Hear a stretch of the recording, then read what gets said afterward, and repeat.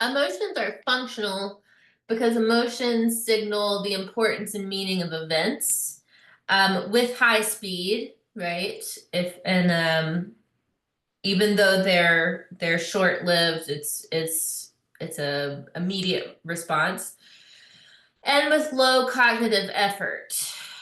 Um, all right, empathy is different than sympathy.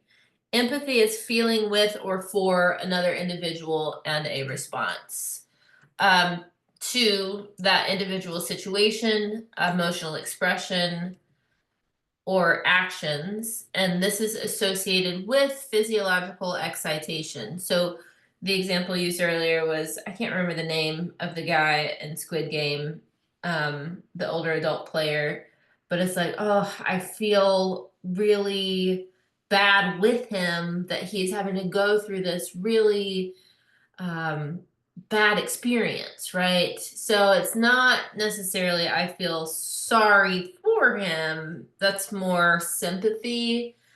Um, it's more so like being able to merge that psychological experience with your own cognitive process, right? All right. Excitation transfer theory suggests that excitation caused by a prior stimulus carries over to new situations and intensifies the reaction. There are three stages of excitation transfer. The first is that individuals are aware of the cause of excitation, and this has to do with that physiological response too. The second stage is excitation dissipates but lingers, and individuals are unaware of it and misattribute it to the current stimuli.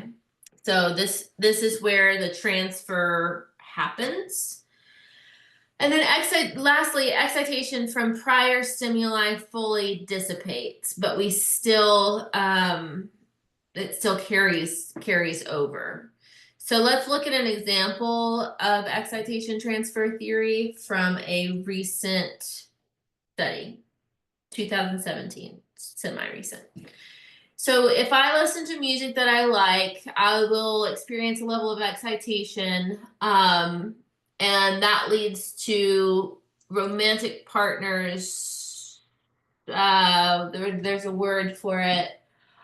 Looking at alternative romantic partners, and then that leads to attraction. So the example here is that I might listen to Taylor Swift, and I might like Taylor Swift, so that'll make me feel happy and like romantic and thinking about love.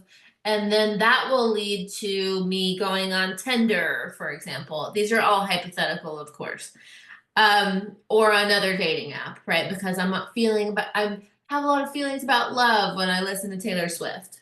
Again, hypothetical. So, stepwise, we have this excitation where I'm aware of the cause of excitation. I know that Taylor Swift makes me feel this way. And then even after the song is over, I still have that level of excitation after the stimulus. And then that lingering excitation might lead you to swipe right on an individual on Tinder, but they're just experiencing the lingering effects of excitation, and this might intensify reactions. You might swipe right or left. I don't know which one it is. You might like this person because of this state where you wouldn't otherwise.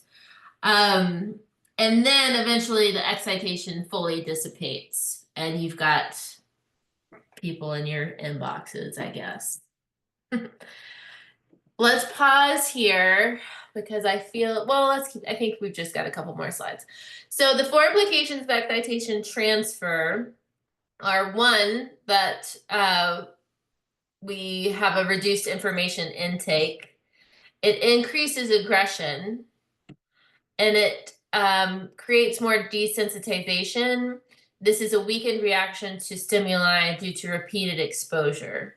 So if I watch something super traumatic all the time, then it's not going to be my reaction is going to diminish in emotional reactivity the more that I consume it.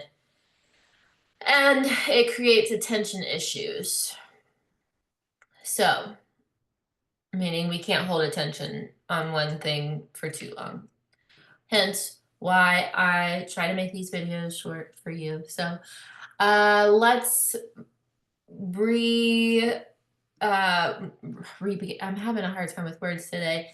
Let's resume, that's the word I'm going for, with Unit 8, and we'll talk a little bit more about new media.